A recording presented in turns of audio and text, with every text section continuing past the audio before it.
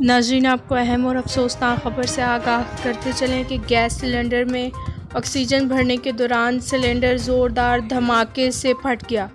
یہ افسوسناک خبر آپ کو دے رہے ہیں کہ گیس سلنڈر میں آکسیجن بھرنے کے دوران سلنڈر زوردار دھماکے سے پھٹ گیا ہے۔ حادثہ میں 2 افراد جاں بحق جبکہ 2 زخمی ہو گئے ہیں۔